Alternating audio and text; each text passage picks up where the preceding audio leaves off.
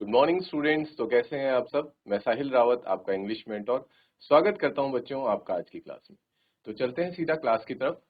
In the last class we discuss this chapter 9 desert animals, and today we are going to do its important question and answers. ठीक है। तो चलिए साथ में discuss करते हैं क्वेश्चन आंसर्स इसके। The first question says talk to your partner and say whether the following statements are true और फॉल्स। ठीक है। आप क्या कीजिए, क्लास में एक दो ग्रुप बना लीजिए, मतलब एक ग्रुप बना लीजिए दो लोगों का, और ठीक है, और आप अपने पार्टनर के साथ डिस्कस करके इन स्टेटमेंट्स का आपको आंसर देना है। This is an activity based question जिसको आपको पार्टनर के साथ परफॉर्म करना है। ठीक है। First statement is no animal can survive without water. ठीक है। पहली स्टेटमेंट कह रही कि कोई भी एनिमल, कोई भी जानवर इस दुनिया में ऐसा नहीं है जो पानी के बिना भी सर्वाइव कर सकता है। So tell students whether it is a true statement और फॉल्स स्टेटमेंट। ठीक है, डिस्कस कीजिए आप अपने पार्टनर के साथ, फटाफट से बताइए। क्या कोई है ऐसा एनिमल जो बिना पानी के भी सर्वाइव कर सकता है? Okay students, so this is a true statement. No animal on this earth can survive without water. ऐसा कोई भी एनिमल नहीं है जो पानी के बिना सर्वाइव कर सकता हो। हाँ, इतना जरूर है कि पानी इनटेक, वाटर इनटेक की कैपेसिटी सबकी अलग अलग होती है। ठीक है। किसको बहुत ज्यादा पानी चाहिए सरवाइव करने के लिए, किसी को कम पानी से भी काम चल जाता है। जैसे कि हमने इस चैप्टर में देखे थे कौन कौन से एनिमल्स, बीटल्स देखे थे, जो सिर्फ और सिर्फ एक ड्रॉप ऑफ वाटर से भी अपना काम चला लेते हैं। ठीक है स्टूडेंट्स। और हमने कौन से एनिमल देखे थे? And we saw camels. Camels हमने देखा था जो एक ही साथ कितना पानी पी लेते हैं, 30 गैलन्स ऑफ वाटर पी लेते हैं, और उनका वो पानी इनफ होता है कम से कम 8-9 महीने तक उनको सरवाइव करने में हेल्प करता है वो पानी। क्लियर है स्टूडेंट्स? ओके, इस पॉइंट को फटाफट से नोट कीजिए, फिर हम नेक्स्ट स्टेटमेंट की तरफ जाएंगे।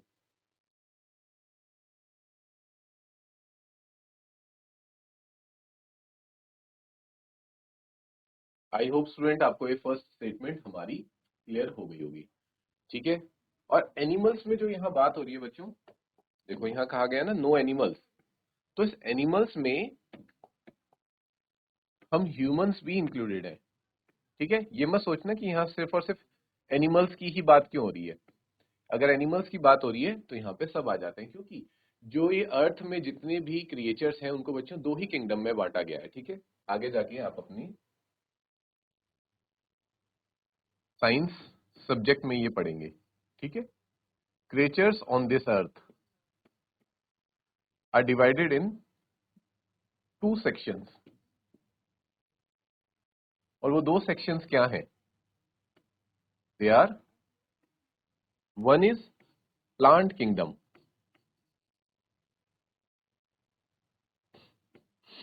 And second is animal kingdom. और इस एनिमल किंगडम के अंदर सभी एनिमल्स आ जाते हैं, including human beings. Human beings को क्यों रखा गया है स्टूडेंट्स? ह्यूमन बींग्स को क्यों रखा गया है एनिमल किंगडम में, बताइए। Can animal tell? तो students, human beings are kept in this animal kingdom because आप पहले जाइए, बहुत सालों पहले जाइए, तो वहां पे उस वक्त क्या था, जो ह्यूमंस हम इवॉल्व होके, जैसे आज हम जो ह्यूमंस दिखने में हैं, क्या हम हजारों सैकड़ों साल पहले भी क्या ऐसे ही हुआ करते थे? नहीं। We were also like animals. ठीक है। हम भी 4 पैरों पे चला करते थे। ठीक है। हम जंगल में रहते थे, जंगल से बाहर आए हुए हमें, जंगल से शहर में आए हुए हमें ज्यादा समय नहीं हुआ है। ठीक है। कुछ हजारों वर्ष ही हुए हैं, और ये हजारों वर्ष अगर आप ज्योग्राफी या फिर पूरे यूनिवर्स के टर्म्स में देखें तो बहुत कम होता है, कुछ भी नहीं होता, फ्यू सेकंड्स के बराबर होता है। ठीक है। तो हम ये कह सकते हैं कि हमें जंगल से बाहर आए हुए अभी ज्यादा समय नहीं हुआ है। ठीक है। हम जो हमारा वो है रूट्स है, वो अभी भी क्या है, एनिमलिस्टिक बिहेवियर हमारा है। तभी आपने देखा होगा कि इंसानों के अंदर भी कुछ एनिमल जैसे बिहेवियर देखने को मिल जाते हैं। हम में और एनिमल्स में कुछ कुछ चीजें कॉमन होती हैं, बस इतना डिफरेंस है कि हम क्या है बच्चों, हम इवॉल्व कर चुके हैं, समय के साथ हमने अपने आप को इवॉल्व किया है। इवॉल्व का मतलब होता है ग्रो किया है, चेंजेस लाए, अपने अंदर बदलाव लाए। जो एनिमल्स हैं वो अपने आप को बदल नहीं पाए, ठीक है। एनिमल और ह्यूमन बींग्स में क्या डिफरेंस है? ब्रेन उनके पास भी है, ब्रेन हमारे पास भी है, बट जो सोचने, विचारने और डिसीजन लेने की जो पावर है वो ह्यूमन बीइंग्स के अंदर है। ह्यूमन बीइंग्स के अंदर शुरुआत से नहीं थी। उन्होंने क्या किया, समय के साथ सरकमस्टांसेस को देखते हुए ये सोच और ये जो पावर है ये अपने अंदर डेवलप करी, ठीक है। तो जिन लोगों ने डेवलप करी they were converted into human beings, और जो नहीं कर पाए they are still living as animals, ठीक है स्टूडेंट्स। इसीलिए ह्यूमंस को भी कहाँ रखा जाता है, एनिमल्स में रखा जाता है। तो जब यहाँ बात हो रही है कि no animal can survive without water, तो इसमें एनिमल्स के साथ साथ हम ह्यूमंस की बात भी हो रही है, ठीक है। आप भी ह्यूमंस हैं तो आप अपने पे ही इसे घटा के देख लीजिए कि क्या आप बिना पानी के रह सकते हैं, है ना। भले ही आप एक दो दिन बिना खाने के रह सकते हो, ठीक है। अगर आपको खाना ना दिया जाए तो आप दो तीन दिन बिना खाने के भी चला लेंगे, लेकिन बिना पानी के सरवाइव करना बहुत मुश्किल है। तो जो सर्वाइवल लेवल में जो सबसे इंपॉर्टेंट चीज है, और पानी से भी इंपॉर्टेंट फिर एक और चीज क्या होती है बच्चों, दैट इज एयर। तो सबसे ज्यादा इंपॉर्टेंट हमारे लिए क्या है, एयर। अगर आपसे हवा छीन ली जाए तो मुझे लग रहा है few seconds, with in few second या विद इन फ्यू मिनट्स इंसान की मृत्यु हो सकती है, ठीक है। तो इसलिए सबसे इंपॉर्टेंट, सबसे ऊपर क्या है, एयर है। उसके बाद आता है वाटर, पानी। पानी के बिना इंसान ज्यादा से ज्यादा एक दो दिन ही जिंदा रह सकता है। और उसके बाद आता है खाना, दैट इज फूड। फूड के बिना इंसान मैक्स टू मैक्स एक हफ्ता भी जिंदा रह सकता है, ये देखा गया है। क्योंकि इंसान के बॉडी में क्या है स्टूडेंट्स, इंसान के बॉडी में फैट स्टोर होता है। हमारी शरीर में फैट किस लिए स्टोर है, ये फैट इसीलिए स्टोर होता है। देखो खाना जो हम खाते हैं, उस सारा का सारा खाना, इतना हमें पता है कि न्यूट्रिशन, ठीक है, जिसको आप क्या कहते हैं, न्यूट्रिएंट्स कहते हैं, ठीक है, हमारी बॉडी एब्जॉर्व कर लेती है। लेकिन सारी न्यूट्रिएंट्स, सारी एनर्जी हमारी बॉडी एब्जॉर्व नहीं करती। हमारी बॉडी बहुत चालाक है, ठीक है। और वो चालाक क्यों है, क्योंकि वो इवोल्यूशन के टाइम से, मतलब जब हम जंगल में रहते थे तब से देखती हुई आ रही है, और उसे पता है कि कैसे काम करना है, ठीक है। तो वो क्या करती है, थोड़ी एनर्जी तो शरीर को दे देती है, ऑर्गन्स को डेवलप करने के लिए, रोजमर्रा के काम करने के लिए एनर्जी दे देती। लेकिन उसी एनर्जी का कुछ परसेंटेज क्या करती है, अपने पास स्टोर करके रख देती है, कि अगर ये एनर्जी किसी इमरजेंसी सिचुएशन में, अगर कोई इमरजेंसी सिचुएशन आ जाती है इस इंसान को, जिसकी ये बॉडी है, उसे खाना नहीं मिलता, कभी कभी 2 महीने, 2 दिन, 3 दिन, 4 दिन, 5 दिन, एक हफ्ते तक अगर इसे खाना नहीं मिलता, तो मुझे इसे जिंदा रखना है। और जिंदा रखने के लिए कहीं से तो एनर्जी आनी चाहिए। तो जो स्टोर्ड फैट होता है बच्चों हमारी बॉडी में, वही हमें क्या करता है, एनर्जी सप्लाई करने का काम करता है और हमें जीवित रखता है, ठीक है। क्योंकि देखो पुराने समय में, थोड़ा फिर से पुराने समय में चलते हैं। क्योंकि देखो बच्चों, अगर आपको ना मॉडर्न ह्यूमन को समझना है, जो आज का मानव है, अगर उसको आपको समझना है, तो उसके लिए आपको पीछे जाना जरूरी होगा कि पुराना जो मानव था, आदि मानव जो था, वो कैसा हुआ करता था, और जो मॉडर्न ह्यूमन है वो कैसा है, ठीक है। तो जो आदि मानव होते थे बच्चों, वो किस पे डिपेंड करते, क्या वो खेती बाड़ी करते थे? बताइए मुझे, इस बात का जवाब दीजिए। क्या पहले खेती बाड़ी हुआ करती थी, एग्रीकल्चर था? एग्रीकल्चर नहीं था। लोग सिर्फ और सिर्फ डिपेंडेंट थे किस पे, शिकार पे, ठीक है। शिकार करते थे और अपना और अपने परिवार का पेट भरते थे। तो शिकार बच्चों ऐसा तो नहीं है, बहुत आसान, और क्या बोलते हैं, आसान बात तो नहीं है शिकार करना, कि हाँ बाहर निकले, शिकार किया और घर खाना लेके आ गए। हमेशा शिकार नहीं मिलता, कभी क्या पता खुद ही शिकार बन गए, ठीक है। और शिकार के लिए ऐसा तो नहीं है कि घर से, पहले घर भी नहीं होते थे, क्या इंसान कहाँ रहता था, गुफाओं में रहा करता था, ठीक है। तो गुफा से बाहर निकले और बाहर जाते ही हमें शिकार मिल जाएगा, नहीं। शिकार करने के लिए, शिकार ढूंढने के लिए बहुत दूर दूर जाना पड़ता था, और इतना दूर चले जाते थे, कभी कभी दो दो तीन तीन चार चार दिन लग जाते थे, ठीक है। तो इस बीच कई बार ऐसा भी होता था कि शरीर को खाना नहीं मिलता था, ठीक है। तो वहीं से शरीर ने ये मैकेनिज्म अपने अंदर डेवलप किया कि अगर भाई मुझे कभी खाना ना भी मिले, ठीक है, तो मैं क्या करूं, अपने अंदर कुछ ऐसा सिस्टम बना दूं कि अगर खाना नहीं भी मिल रहा है तो मैं जिंदा रह सकूं। तो वहीं से जो फैट स्टोर करने की जो वो हमारी बॉडी में ये सिस्टम चला रहा है, वो तब से ही चला रहा है कि बॉडी कुछ पार्ट तो एनर्जी और ऑर्गन्स डेवलप ग्रोथ के लिए दे देती है, और कुछ एनर्जी को स्टोर करके रखती है, ठीक है स्टूडेंट्स। अब समझ आया आपको कि हम बिना खाने के इतने दिन तक कैसे रह सकते हैं? और बिना पानी वाला सिस्टम क्यों नहीं डेवलप हो पाया हमारे अंदर, उसका रीजन ये है बच्चों, क्योंकि पानी, शुरुआत से ही अर्थ में पानी की कोई कमी नहीं थी, ठीक है। पानी के स्रोत बहुत मिल जाया करते थे इंसान को, कहीं पे नदी, कहीं नाले, कहीं पे बरसात, इस तरह से पानी की कमी नहीं रही इंसान को। और पानी की कमी ना रहने की वजह से उसके शरीर ने भी इस तरह से अपने आप को इवॉल्व नहीं किया कि वो बिना पानी के रह पाए। बल्कि बच्चों पहले पानी की कमी नहीं होती थी, अब पानी की कमी बहुत होने लगी है, ठीक है। क्या आपको आपने ऐसा सुना है कि पहले पानी बिका करता था बॉटल्स में? नहीं। अब क्या हो गया, अब तो बिस्लरी की बॉटल्स 20-20 रुपए की बॉटल्स आती हैं, ठीक है, पानी हमें पैसे देके खरीदना पड़ रहा है। तो पानी की कमी अब हो रही है, पहले पानी की कमी नहीं थी, ठीक है। और पहले कमी किसकी हुआ करती थी? पहले बच्चों खाने की कमी हुआ करती थी। और अब खाने की कमी उतनी नहीं है, क्योंकि आफ्टर ग्रीन रिवॉल्यूशन, आप थोड़ा सा ग्रीन रेवोल्यूशन के बारे में पढ़ना। हाँ, ग्रीन रेवोल्यूशन से पहले भारत में खाने की बहुत कमी होती थी, भुखमरी से बहुत लोग मरते थे। तो इसी बात का ध्यान रखते हुए साइंटिस्ट ने क्या किया, एक ग्रीन रेवोल्यूशन नाम का एक रिवॉल्यूशन लाया, जिसमें क्या किया गया, भारी तादाद में अनाज का ग्रोथ किया गया, ठीक है। तो उसके बाद से जो ये खाने की कमी है, इसको दूर कर दिया गया है। ठीक, क्लियर है स्टूडेंट्स? और हवा, हवा की कमी तो हमने कभी देखी नहीं, ठीक है, चाहे पहले की बात हो या फिर अभी की भी आप बात ले लें, तो हवा की कमी नहीं है। लेकिन हाँ, धीरे धीरे क्या होता जा रहा है, हमारी जो एयर है बच्चों, वो पोल्यूट होती जा रही है। हमें उस लेवल का जो शुद्ध हवा है और शुद्ध ऑक्सीजन है, वो नहीं मिल रहा। The pure, we are not getting that pure oxygen which we use to get in earlier times. हाँ, तो ये हो सकता है कि समय के साथ जो हमारा लंग्स है, हमारा जो रेस्पिरेटरी सिस्टम है, शायद वो अपने आप को कुछ अपने अंदर चेंजेस ला सकता है, क्योंकि उसको पता चल रहा है कि अब जो मुझे हवा मिलनी है, वो साफ हवा तो मिलने वाली नहीं है, मुझे पॉइजनस हवा मिलेगी। और उस पॉइजनस हवा में से भी मुझे क्या करनी है, अगर बॉडी के सिस्टम को अच्छे से चलाना है, तो उसको फिल्टर करना है, ठीक है। तो ये सारी चीजें उस हिसाब से हमारा जो बॉडी सिस्टम है, वो अपने आप को इवॉल्व करता रहेगा। क्लियर है? लेकिन अभी तक हम इतने इवॉल्व नहीं हुए कि हम बिना हवा के रह सकते हैं या बिना पानी के रह सकते हैं। हाँ, बट बिना फूड के हम काफी दिन तक रह सकते हैं। तो इसीलिए यहाँ पे क्या कहा गया है कि no animal on this earth can survive without water. ठीक है, कोई भी एनिमल ऐसा नहीं है जो बिना पानी के सर्वाइव कर सकता है। बस हाँ, उसकी कैपेसिटी थोड़ी आगे कम ज्यादा हो सकती है। किसी को दिन में, एक दिन में बहुत बार पानी चाहिए होता है, किसी को हफ्ते हफ्ते तक पानी नहीं चाहिए। और जैसे कैमल्स जैसे एनिमल्स हो गए, उनको महीनों तक भी अगर पानी ना मिले तो उनका काम चल जाता है। इतना क्लियर है स्टूडेंट्स?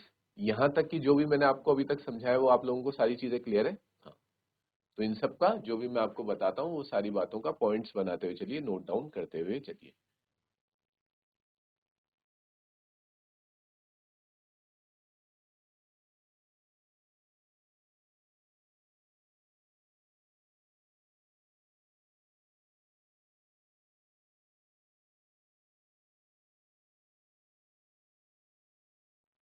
ओके स्टूडेंट्स, ये नेक्स्ट स्टेटमेंट मैं आपके सामने रीड कर रहा हूँ, और आप लोग अपने पार्टनर, जो भी अभी तक आपने अपने साथ पार्टनर बना लिए होंगे, जिसके साथ भी आप अपना सीट शेयर कर रहे हैं, तो उसके साथ आप डिस्कस करेंगे। फिर मैं आपसे इस क्वेश्चन को फिर से इसका आंसर पूछूंगा।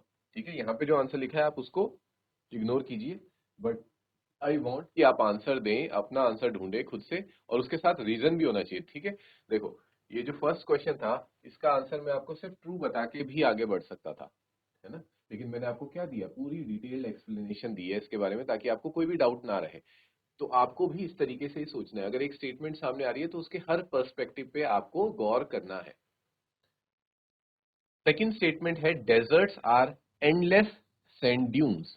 मतलब जो डेजर्ट्स हमारे होते हैं, जो बीहड़ जो इलाके जो हमारे होते हैं, वहां पे सिर्फ और सिर्फ क्या, सैंड ड्यून्स। सैंड ड्यून्स मैंने आपको बच्चों लास्ट क्लास में बताया था कि जब रेगिस्तान में बहुत तेज आंधी चलती है, तो एक जगह पे बहुत सारी सैंड इकट्ठी हो जाती है इस तरीके से, और सैंड के हमें ऐसा लगता है छोटे छोटे माउंटेन्स बन जाते हैं, उनको क्या बोलते हैं, सैंड ड्यून्स कहते हैं। ठीक है, तो क्या डेजर्ट्स में सिर्फ और सिर्फ सैंड ड्यून्स देखने को मिलते हैं? क्या आप इस बात से एग्री करते हैं? Whether this statement is true और इज इट फॉल्स, ये आप मुझे बताइए, ट्रू और फॉल्स, और साथ ही साथ एक्सप्लेनेशन भी देंगे। ये आपके चैप्टर से ही पूछी गई है बच्चों, स्टेटमेंट हमने पढ़ा था। ठीक है, सोचिए इस पे।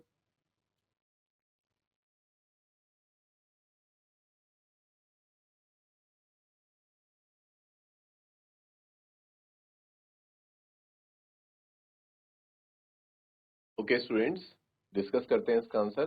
तो सबसे पहली बात, इसका आंसर है फॉल्स, कि जो डेजर्ट्स होते हैं वो सिर्फ और सिर्फ वहां पे सैंड ड्यून्स नहीं देखने को मिलती। हाँ, हम मानते हैं कि कुछ डेजर्ट ऐसे हैं, जैसे कि थार डेजर्ट हो गया, सहारा डेजर्ट हो गया, जहां पे कि सैंड ड्यून्स आपको देखने को मिलेंगे। But there are various deserts in this world, जहां पे सिर्फ और सिर्फ सैंड ड्यून्स नहीं होते, बल्कि क्या भी होते हैं बच्चों? अब आप याद कीजिए, इसको मैं रब कर देता हूँ। ठीक है, याद कीजिए, I discussed with you in last class few deserts like deserts of Ladakh, Ladakh के डेजर्ट्स का एग्जांपल ले लेते हैं।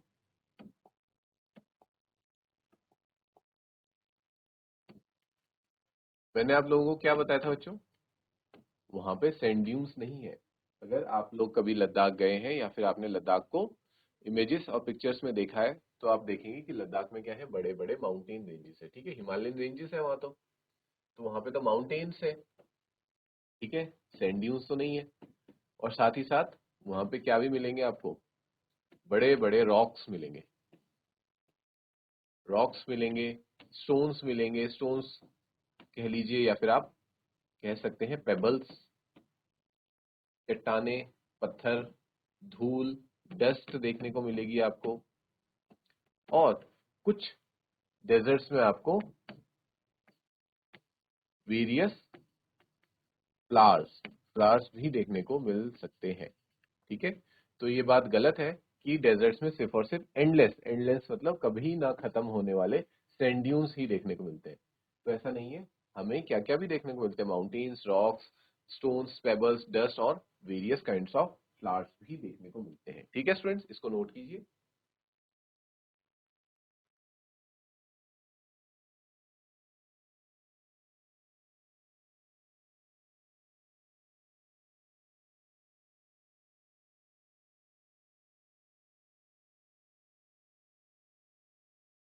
नेक्स्ट स्टेटमेंट है स्टूडेंट्स हमारे पास, आई होप आपने नोट डाउन कर लिया, तो मैं इसे रब कर देता हूं।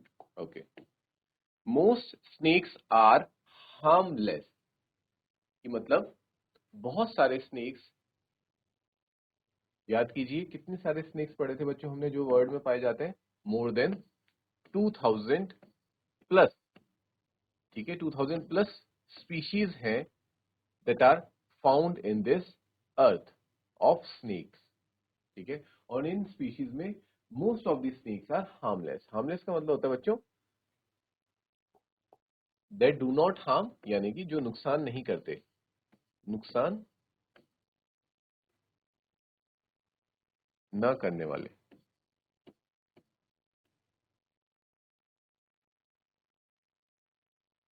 ठीक है। तो क्या ये स्टेटमेंट ट्रू है और फॉल्स है? Yes, this statement is true according to our chapter. हमारे चैप्टर में क्या कहा गया था कि most of the snakes on this earth are harmless, ठीक है। कुछ ही स्नेक्स हैं जो क्या है, जो खतरा महसूस होने पे क्या करते हैं, अपने एनिमी को हार्म कर देते हैं, अपने ओपोनेंट को हार्म पहुंचाते हैं। बाकी सारे स्नेक्स कैसे होते हैं बच्चों, हार्मलेस होते हैं, वो कुछ भी नुकसान नहीं करते। क्लियर है? इसको भी नोट डाउन कीजिए फटाफट।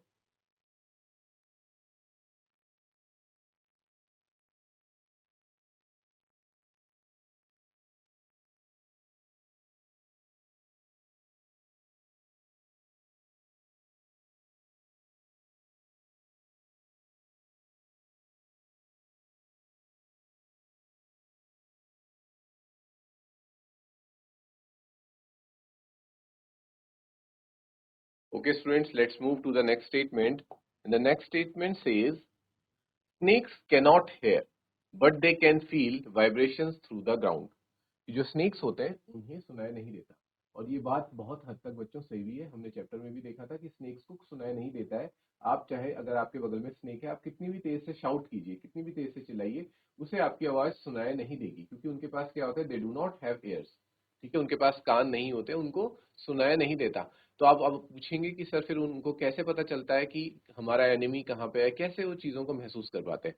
तो दे फील वाइब्रेशंस, वो सिर्फ और सिर्फ क्या महसूस करते हैं बच्चों, जब कोई भी मूवमेंट होती है अर्थ पे तो वो उसकी वाइब्रेशंस को महसूस करके अंदाजा लगाते हैं through the ground.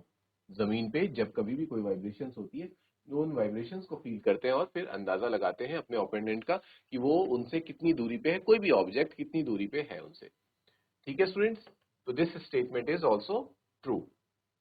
Next statement देख लेते हैं, camels store water in their humps, ठीक है। तो बच्चों ये बात मानी जाती है, ठीक है, लोग ज्यादातर ये एज्यूम कर लेते हैं, बट ये एक काइंड ऑफ मिथ है, ठीक है, कि जो कैमल्स हैं वो इतना सारा पानी एक बार में पी के कहाँ स्टोर कर देते हैं, अपने हम्प में स्टोर कर देते हैं, ठीक है। तो ऐसा नहीं होता, मतलब इनडायरेक्टली आप कह सकते हैं कि हाँ वो वाटर तो स्टोर करते हैं, लेकिन ऐसा नहीं है कि सारा का सारा पानी वो अपने हम्प आपको मैंने कल भी दिखाया था, जो कैमल होता है, जो उसका हम कुबड़ बोलते हैं, उसमें स्टोर करते हो, नहीं, ऐसा नहीं है। वो हम्प्स में वाटर स्टोर नहीं करते डायरेक्टली। और क्या स्टोर करते हैं, लेकिन उनके हम्प में कुछ तो स्टोर हुआ रहता है, ठीक है। जो उनका हम्प है वो क्या है, it acts as a storage container, storage container. तो वहां पे क्या स्टोर होता है उसको हम अभी आने वाले नेक्स्ट क्वेश्चन में डिस्कस करेंगे। अभी आप फिलहाल के लिए बस इतना समझिए कि जो कैमल्स होते हैं वो अपने हम्प में वाटर तो स्टोर नहीं करते हैं, ठीक है। Camel store water in their humps. अगर ऐसा कहा जा रहा है कि कैमल्स वाटर स्टोर करते हैं तो आप बोलेंगे sir this is a false statement, ये एक फॉल्स स्टेटमेंट है, ठीक है, because camels do not store water in their humps. Is it clear students?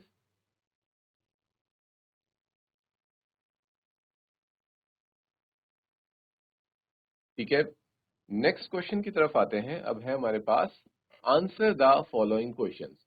ये कुछ क्वेश्चन आपके सामने आपको दिखेंगे और आपको उनको आंसर करना है। तो पहले मैं क्वेश्चन डिस्कस करता हूं, आंसर फिर देखेंगे। First question is how do desert animals survive without water.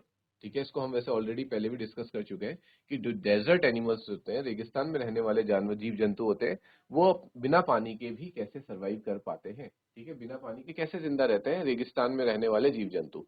बताइए, सोचिए बच्चों इसके बारे में, इस क्वेश्चन के बारे में सोचिए कि रेगिस्तान में रहने वाले जीव जंतु कैसे।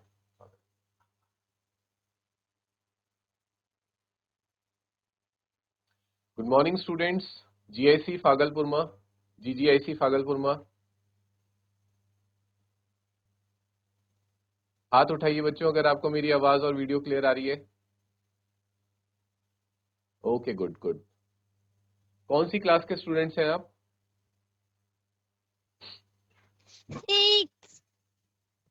6th क्लास के, वेरी गुड। हम कौन सा चैप्टर पढ़ रहे हैं बच्चों?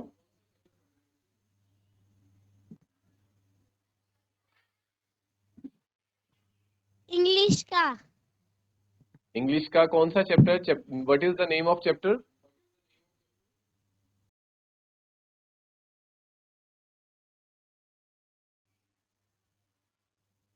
देखिए नेम इज बच्चों, अर्चना देखो। सर, हम अभी अभी आए हैं। ओके ओके ओके, आप अभी अभी आए। ओके, देखो बच्चों, हम ये चैप्टर पढ़ रहे थे, डेजर्ट एनिमल्स। आपकी बुक में चैप्टर है।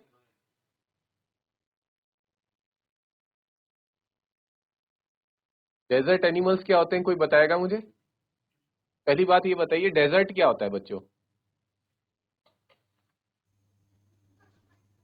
कोई भी बता सकता है? हाँ बताओ बच्चों, डेजर्ट क्या होता है?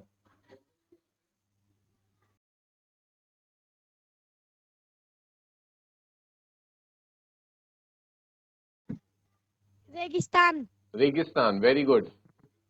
और चैप्टर का नाम क्या है? Desert animals. तो डेजर्ट एनिमल्स का मतलब क्या हो जाएगा? रेगिस्तान में रहने वाले जानवर। अच्छा, आप स्टूडेंट्स मुझे बताएंगे रेगिस्तान में कौन कौन से जानवर पाए जाते हैं? बताओ, एक एक करके बताओ जरा। इसको भी आ रहा है उसको माइक दे दो। सर ऊंट। ऊंट होता है, ठीक है। ऊंट को क्या बोलते हैं बेटा? कैमल। कैमल, अच्छा ठीक है, वेरी गुड। और दूसरा एनिमल कौन सा होता है? और कोई एनिमल पता है किसी को?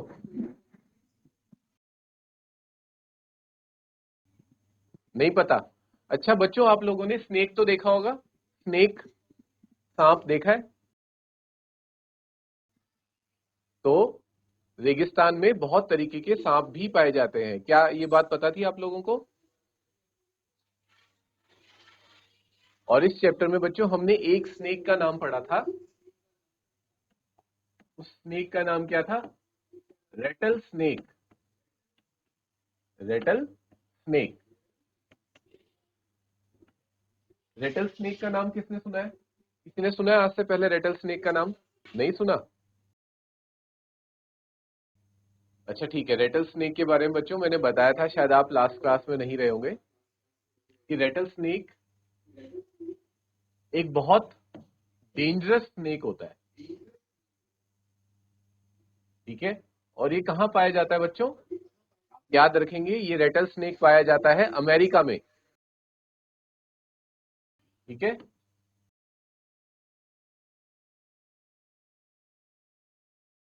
अच्छा, रेटल स्नेक तो अमेरिका में पाया जाता है, बताइए जरा इंडिया में पाया जाने वाला सबसे खतरनाक स्नेक कौन सा है? कौन आंसर दे सकता है इस बात का?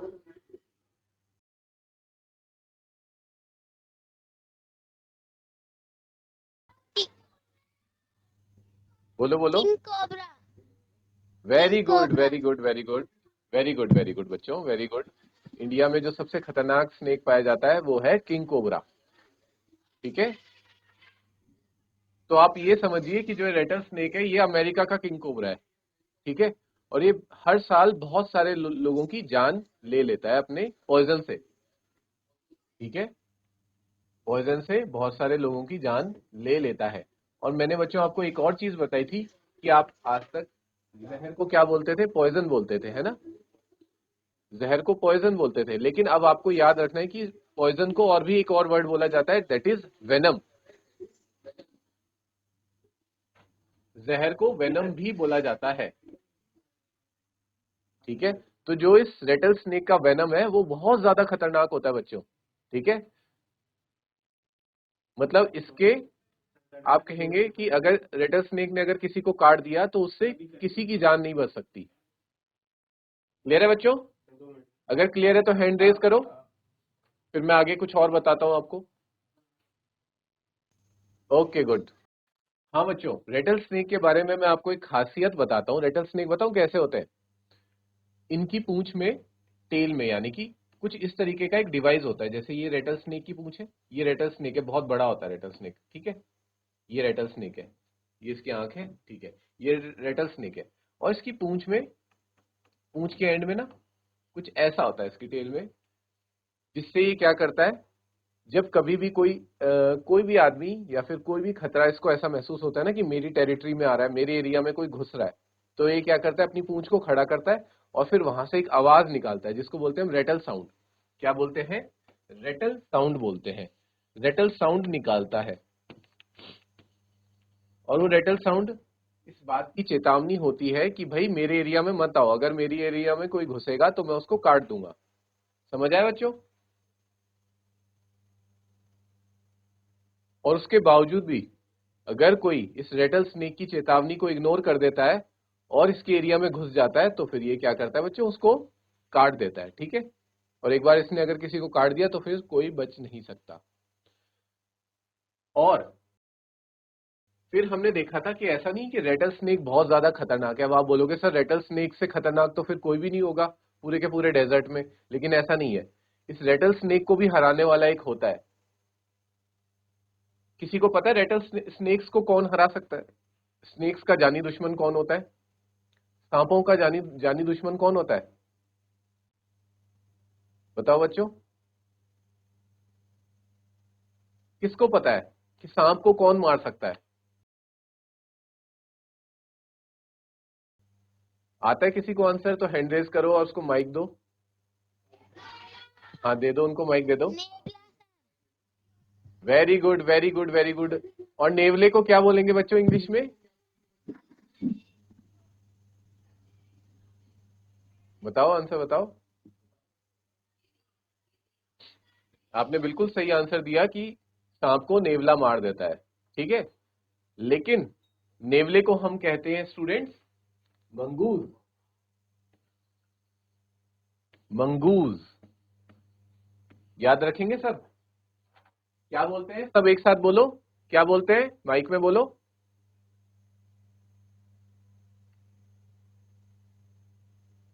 बोलो बच्चों। वेरी गुड,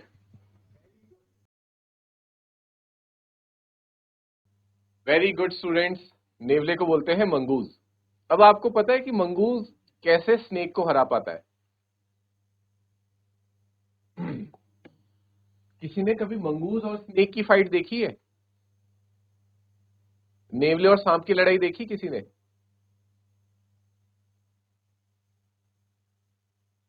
अरे सबने देखी है, वेरी गुड। कैसे हराता है बताओ जरा, कोई एक मुझे बता के बताओ। एक्सप्लेन करो जरा, मंगूस कैसे हरा देता है और सांप क्यों नहीं मार पाता मंगूस को? बताओ, कौन बताएगा? दूसरे बच्चे भी आंसर दो।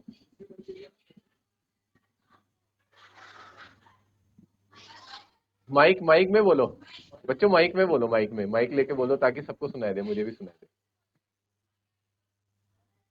सर वो अपने मुंह में ले लेता है, वो दांतों से जख्मी कर देता है सांप को। Very good very good. पर इस क्लास में एक ही बच्चा क्यों आंसर दे रहा है, दूसरे बच्चे आंसर क्यों नहीं दे रहे भाई? हाँ बिल्कुल सही कहा कि वो क्या करता है, सांप को अपने दांतों से जकड़ लेता है और उसको काट के मार देता है। लेकिन बच्चों देखो, आप अब ये सोचेंगे कि ऐसा तो सांप भी कर सकता है ना, सांप भी तो नेवले को अपने दांतों से वो कर सकता है, जख्मी कर सकता है, पर क्यों नहीं करता है? और सांप के पास तो जहर भी है, नेवले के पास तो जहर भी नहीं है। ठीक है, अब बताओ इस बात का जवाब कोई दे सकता है मुझे?